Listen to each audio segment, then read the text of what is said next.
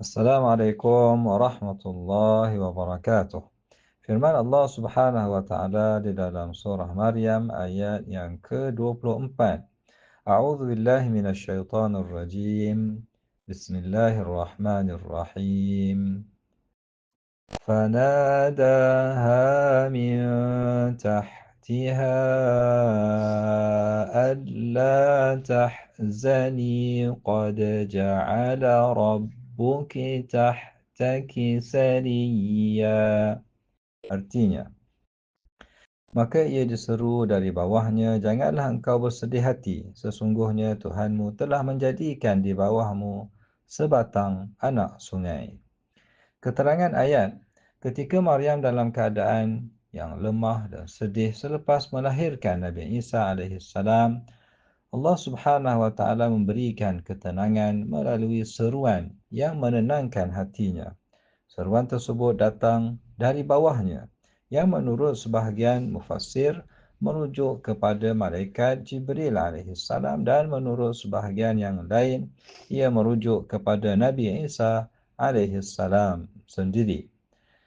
Allah Subhanahu wa taala mengurniakan kepada Maryam sumber air sariyan sebagai tanda rahmat dan pertolongannya dalam keadaan yang sangat sukar. Antara petunjuk ayat yang pertama, Allah Subhanahu wa taala tidak meninggalkan hamba-Nya yang berada dalam kesusahan, bahkan Dia memberikan pertolongan pada saat yang paling diperlukan oleh hamba-Nya. Kedua, kesedihan dan kesusahan adalah sebahagian daripada ujian kehidupan. Namun Allah Subhanahu wa taala menyediakan jalan keluar bagi orang yang bersabar.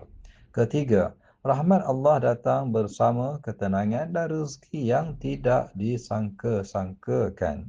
Kaedah beramal yang pertama, hendaklah kita bersabar dan tidak berputus asa ketika menghadapi kesulitan kerana pertolongan Allah sentiasa dekat. Kedua, hendaklah kita meyakini bahawa setiap ujian mengandungi hikmah dan rahmat daripada Allah. Ketiga, hendaklah kita sentiasa bergantung kepada Allah dalam setiap keadaan, sama ada senang atau susah. Semoga Allah Subhanahu wa taala mengurniakan kepada kita hati yang sabar dan tenang ketika menghadapi ujian, dan semoga Allah taala melimpahkan kepada kita rezeki dan pertolongan daripadanya pada saat kita memerlukannya. Amin. Wallahu a'lam. Sallallahu ala nabiyyina Muhammad wa ala alihi wa sahbihi wa sallam. Walhamdulillahi rabbil alamin.